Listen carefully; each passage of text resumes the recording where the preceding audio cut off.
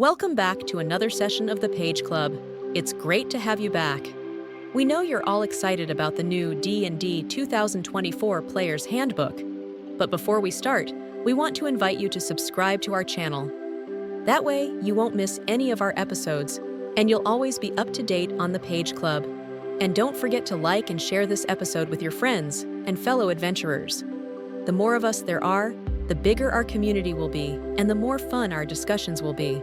So get ready to live an epic adventure with us. Let's begin. All right, let's do this. Time for our deep dive into the 2024 D&D Player's Handbook. We've got articles, videos, even those awesome notes you sent. Looks like you're all set to jump into the future of tabletop. Definitely seems like it. And it's not just a little update. This is the biggest player's handbook ever. Like, they went all out to making huge but still easy to understand. Ambitious, right? I'm seeing a lot of folks saying this feels almost like a whole new edition. It really does. The designers are trying to make things simpler, for new players, but they're also giving us even more choices. Oh, and you mentioned this quote in your notes. Something about feeling naked and exposed without weapon mastery. It sounds like you're really digging into how this changes the actual feel of playing the game. Totally. That one stuck with me too. Like, how does this weapon mastery thing really change the game? Okay, so picture this. You're a fighter. Got your trusty sword, right? But now, it's not just hitting things. Each weapon has these mastery options you unlock as you level up. It's like your weapon has its own skill tree. Wait, so like, I could be a champion fighter, but how I use my greatsword at level 10 is totally different from level 1. Exactly. And it's not just about damage. Some options help you tactically, others let you control the battlefield, or even boost your defense. It's like you have actual choices beyond I attack, Makes sense. It gives you more control as a player, makes choosing your weapon matter more. What about spellcasters, though? Are they just stuck flinging fireballs? Nope, not at all. Spellcasting got a major upgrade. First of all, just the number of spells, almost 400, including classics, some brand new ones, even some favorites coming back from other books. 400, wow. That's a lot. Anything really jump out at you is super exciting, maybe even game-changing. What's cool is the focus on spells and abilities outside of combat. They're really giving spellcasters more options that aren't just blasting things. More options for social stuff, exploration, even utility spells that change the environment. That's great. I always felt like spellcasters were forced into combat roles before. This opens up so many possibilities for characters and role-playing. Right, like, imagine a wizard using magic to swing a negotiation. Wow. Or a cleric using divine power to find secrets in some ancient ruin. Trying to break that murder hobo stereotype, huh? Get players thinking outside the dungeon. Exactly. And it's not just spellcasters. Even classes like the barbarian, they're getting in on the action. Hold up. A barbarian doing something besides smashing. Hard to picture. I know, right? But what if a barbarian used their strength for a perception check? To spot a trap, or even sneak into an enemy camp? So instead of just damage, they could be a scout or a sneaky infiltrator. Exactly. And that idea of expanding choices goes even further with crafting. I saw in your notes you were pretty excited about the new crafting rules. Oh, totally. Crafting's always felt a bit tacked on before. So what's different now? They haven't revealed all the details yet, but they're saying it's going to be a bigger part of the game now, more rewarding too. So it's not just like slapping some leather together to make a basic item anymore. Seems like we'll be able to make magic items, customize gear, maybe even make unique items with special properties. Now that's what I'm talking about. Think of the possibilities for customizing and role-playing with a real crafting system. It's going to be amazing, and it's another example of them listening to player feedback, taking features we've been asking for and actually putting them in the game. Speaking of which, we got to mention the potion change. Being able to use a potion as a bonus action. Finally, such a small change but makes a huge difference. Right. It's like they're saying, yeah, we hear you. We know that was annoying. Now you can swing your sword and chug that potion to stay alive.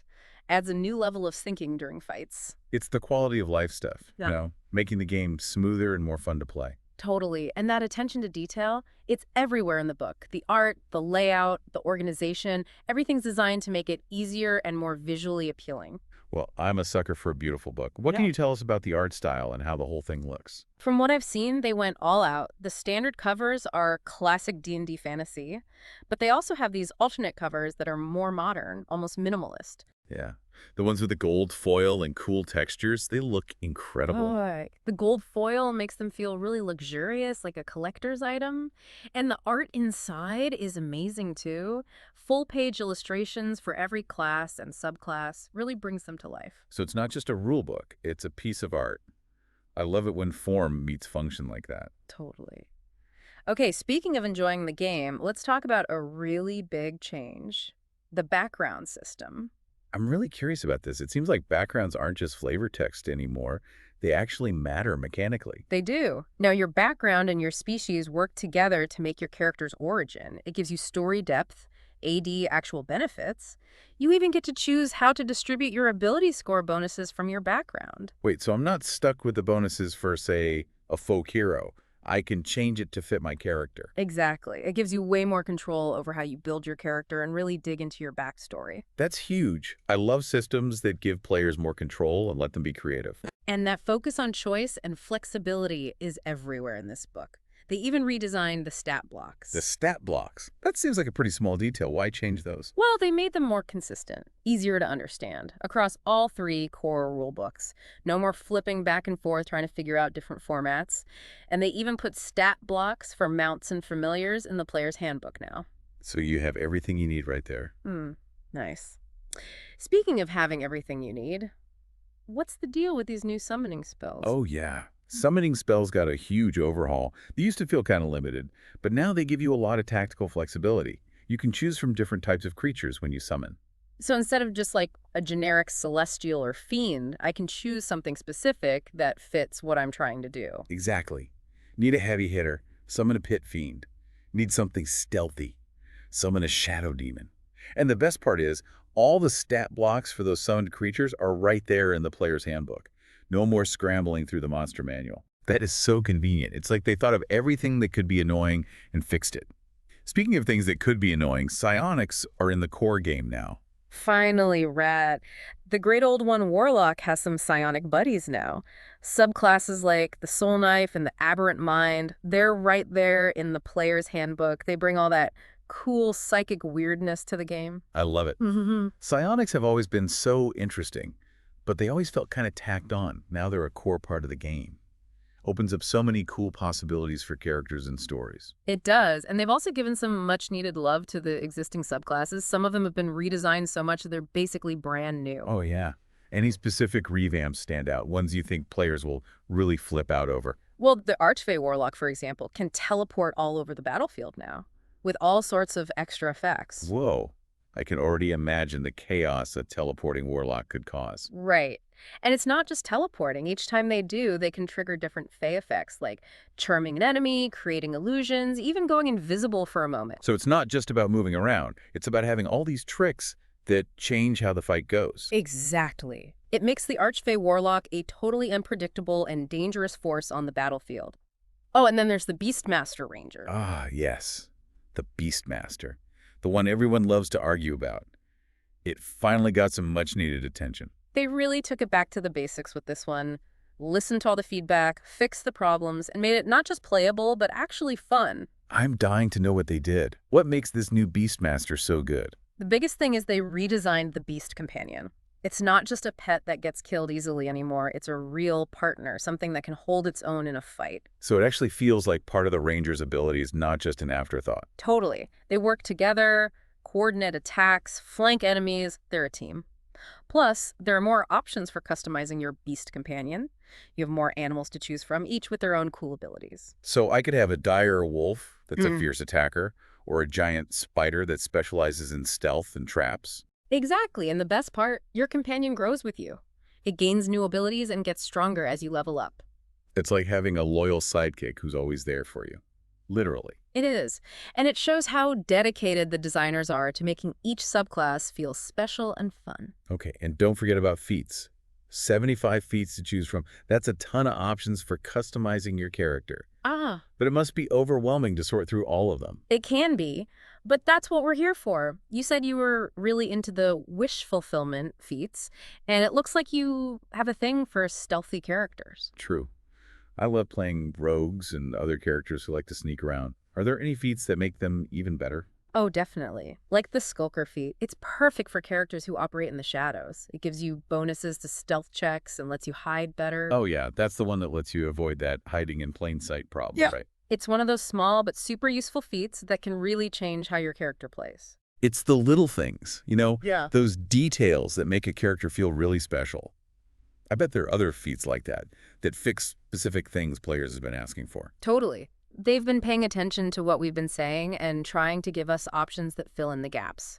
Whether you want to be a better spellcaster, a better fighter, or even a better talker, there's probably a feat for you. It's like they're saying, we hear you players, and we're giving you the tools to make the characters you've always wanted. Exactly.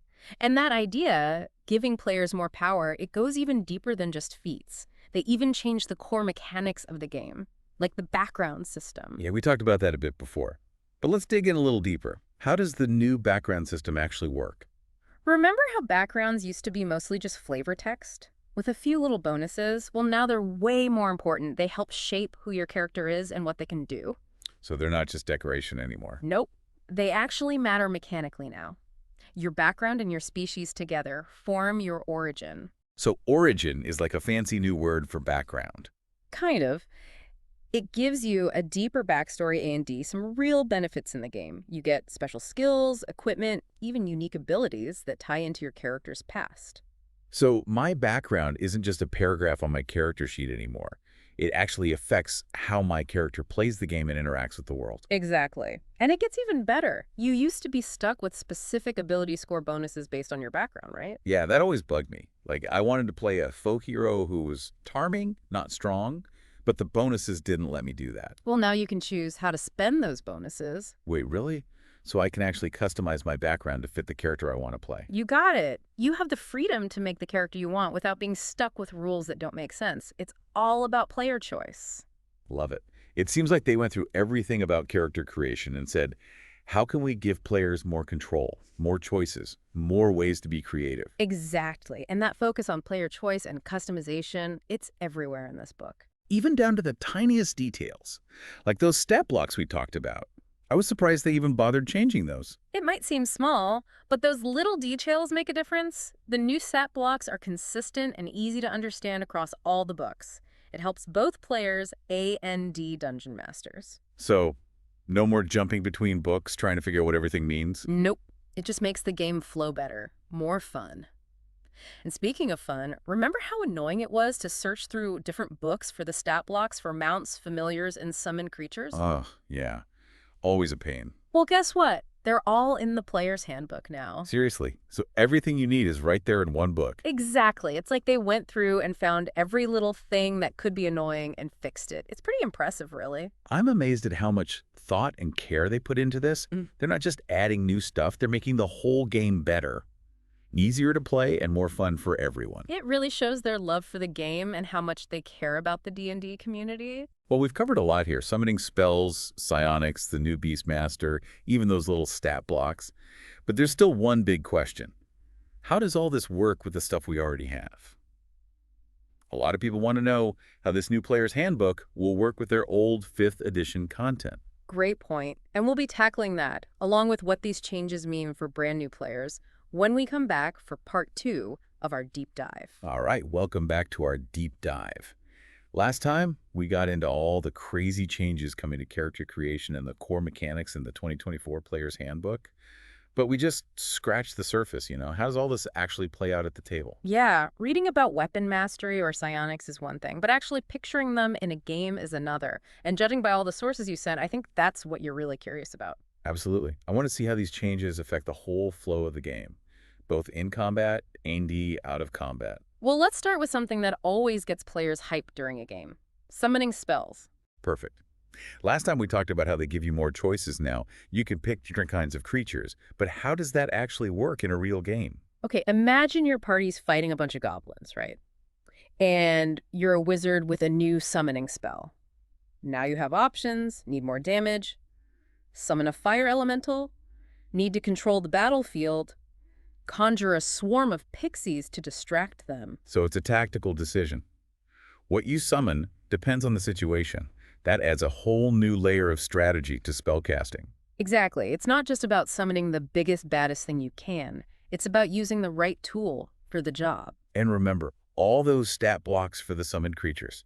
They're right there in the player's handbook. No more flipping through the monster manual in the middle of a fight. It's a small thing, but it makes such a difference. Keeps the game moving, lets everyone focus on what's happening instead of looking up rules. Speaking of making things smoother, let's talk about psionics. Finally getting the attention they deserve in the core rules. It feels like they've always been kind of pushed to the side in D&D. Right. They're this super interesting part of the game, but never fully developed. Now they're front and center, with their own unique mechanics and tons of options for players. I'm really digging the Soul Knife Rogue. A rogue who makes psychic blades. Come on, that's just cool. Straight out of a comic book. Totally. And it's not just about looking cool. The Soul Knight has some really interesting mechanics. They can use those psychic blades to make sneak attacks, even when they don't have advantage. That opens up all sorts of tactical possibilities. So it's not just a cosmetic change. They really thought about how psionics can actually change the way the game is played. Exactly. And psionics aren't just for the Soul Knife. The Aberrant Mind Sorcerer is a totally different take on psionics. They're all about messing with people's minds. Think about it. Charming enemies, planting suggestions, creating illusions. Oh, that's kind of creepy. Yeah. But awesome. Those abilities would be powerful in combat A&D social situations. It's all about giving players more choices. Psychic Warrior, Master Manipulator, something in between. This new player's handbook lets you build a truly unique psionic character. And we can't forget about those classic subclasses that got a makeover. Some of them are practically new. Right. In a good way. Right. It's like they looked at those old concepts and said, how can we make this even better, more exciting, more like what players actually want? The Archfey Warlock is a perfect example. It used to be kind of weak, but now, teleporting all over the battlefield, causing chaos. Think about this. You're fighting some bad guys, and suddenly the Archfey Warlock just vanishes, reappears behind their target, blasts them with magic, then poof, gone again before anyone can react. Like a deadly game of magical hopscotch. Exactly. And it's not just teleporting. Every time they do it, they can trigger all these crazy fey effects, charm an enemy, create an illusion, even become invisible for a second. Wow, so it's not just about moving around, it's about having all these tricks up your sleeve that completely change the fight. Right. It makes the Archfey Warlock feel unpredictable and dangerous. And then there's the Beastmaster Ranger. Oh yeah, the Beastmaster, the one that everyone loves to argue about, finally got the attention it deserves. They went all out with this one. Listened to all the feedback, fixed all the problems. Now the Beastmaster isn't just playable, it's actually fun. I'm so curious. What did they change? What makes it so much better now? The biggest change is the Beast Companion itself. It's not just a pet that dies in 2 seconds anymore. It's a real partner, a real force in combat. So it actually feels like an extension of the Ranger's abilities, not just something extra. Exactly. They work together, coordinate attacks, flank enemies. They're a real team. Plus, you have way more options for customizing your companion. You can choose from all sorts of animals with unique abilities. So like a dire wolf that's a powerful attacker. Yeah. Or a giant spider that's good at stealth and setting traps. Exactly. And get this, your companion grows with you. It levels up, gains new abilities, gets even stronger. It's like having a loyal sidekick who always has your back. For real. It is. And it shows how much the designers care about making every subclass feel special and fun to play. Okay, let's talk feats. 75 feats to choose from. That's insane. So many options for making your character unique. But it must be overwhelming to figure out where to even start. It can be, but that's why we're here. You mentioned you were really interested in the wish fulfillment feats, the ones that give players what they've been asking for. And based on your notes, you seem to really like stealthy characters. True. Rogues, ninjas, anything that likes to lurk in the shadows. Any feats that make them even better. Oh yeah, definitely. Like the Skulker feat. It's perfect for those sneaky characters. Gives you bonuses to stealth checks and lets you hide better. Oh yeah, that's the one that fixes the whole hiding in plain sight problem, right? Yep. One of those small but super useful feats that can make a big difference in how your character plays. It's all about the details, right? The little things that make a character feel really unique and fun to play. There must be other feats like that, the ones that fix little problems players have been complaining about. Oh, tons of them. They really listen to what players have been asking for and try to include options that address those issues. Want to be a better spellcaster, a better fighter, a better smooth talker?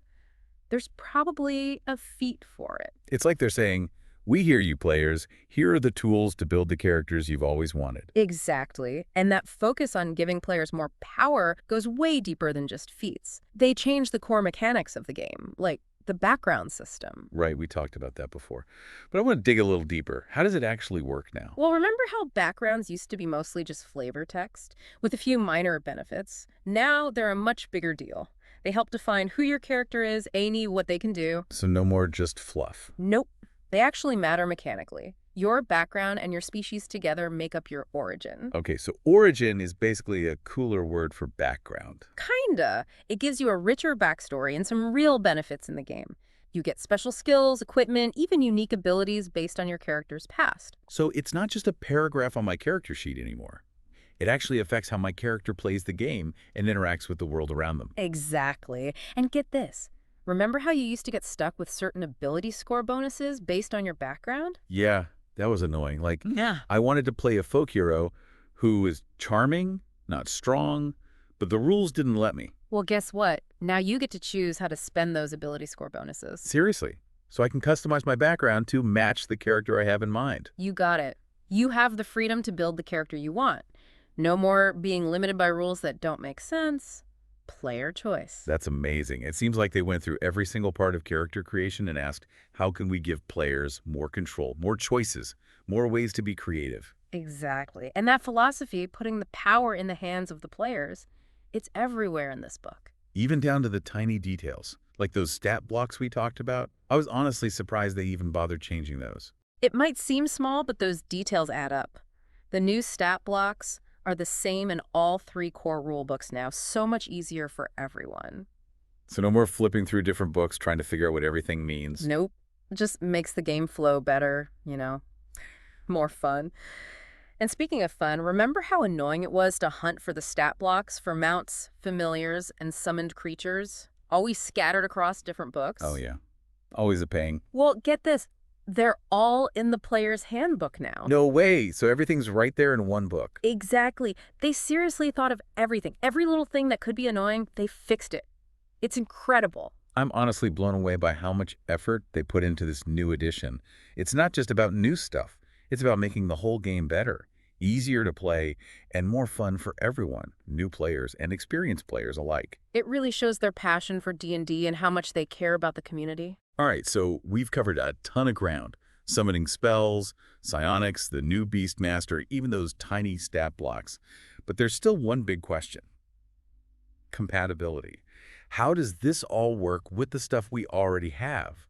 A lot of people want to know how this new player's handbook will work with their existing 5th edition content. You're right, that's a big one. And we'll definitely tackle that, along with what all this means for brand new players, when we come back for the final part of our deep dive. All right, we're back. For the final part of our deep dive into the 2024 Player's Handbook. We've seen all the amazing new classes, the totally revamped subclasses, a ridiculous number of spells. It's a lot. But there are a couple big questions we haven't answered yet. The first one, compatibility. What about all that 5th edition stuff people already have? Yeah, a lot of folks are worried about that. Like, can I still use my old character? Will my campaign even work anymore? Right, imagine if all those awesome adventures were suddenly useless. Don't worry, you're good. The designers made sure this new book works with your old stuff. You can keep playing your 5th edition games just fine. So, my group's been playing together forever. Can we just keep going with our campaign? Even if some of us start using the new rules. Totally. You can mix and match characters and content from both editions. You could have a fighter using weapon mastery fighting alongside a rogue who's still using the classic sneak attack. That's awesome. So players can choose what they like without messing things up for the whole group. But are there any rules for mixing stuff from different editions? The designers suggest sticking with the 2024 rules for a specific game or campaign, just to keep things consistent. But ultimately, it's up to each group to decide what works best for them. That makes sense. It's still D&D, right? A collaborative game where the rules are more like guidelines. Exactly. And the best part is, even if you keep playing your old characters, they still get some of the benefits of the new rules. Like, remember that potion thing we talked about? Drinking a potion as a bonus action? Oh yeah, that's the one that makes me so happy. That rule applies to all characters, old and new. Yeah. So even those veteran characters get a little upgrade. Love it. It's like a little thank you to the players who've been around for a while. It is. Like, they're saying, thanks for sticking with us. Here's a little something to make your games even better. Speaking of making games better, what about all the brand new players? What does the 2024 Player's Handbook do for those folks who are just starting out with D&D? This might be the most beginner-friendly edition yet. They really made it easy to understand and play. Yeah, I noticed that when we were looking at all the materials you sent, it's like they were anticipating all the confusing moments new players have. Exactly. Like, character creation is super easy now. There's a step-by-step guide that walks you through everything. Choosing your race, your class, your equipment, your abilities, everything. It's like having a D&D tutor right there with you, helping you every step of the way. Exactly. They even have suggested ability scores for each class. That's a huge help for new players who might not get how all those numbers work. Totally. Takes the guesswork out of making a good character. Plus, they explain everything in a really clear way. No complicated words or confusing jargon. It's like they're talking directly to that new player who's a little intimidated, saying, don't worry, it's easier than you think. Exactly. They want to make sure everyone feels welcome and has a good time learning to play. And they didn't make the game too simple either. The 2024 Player's Handbook still has all the strategic depth and intricate rules that make D&D so awesome. It's a great balance. Easy to learn, but still tons of depth and complexity for those who want it. Best of both worlds, really. New players can jump right in, and experienced players still have all the options they love. And honestly, I think that's why D&D keeps getting more and more popular. It's a game for everyone. You can be any age, any experience level, and have an amazing time creating stories and making friends. Couldn't agree more. This new edition really feels like a celebration of everything we love about D&D. It's a brand new chapter in the D&D story, and I can't wait to see what kind of adventures people come up with. Me too. And before we go, we want to hear from you. What are you most excited about in the 2024 Player's Handbook? What kind of character are you going to make? Let us know in the comments. And until next time, happy adventuring.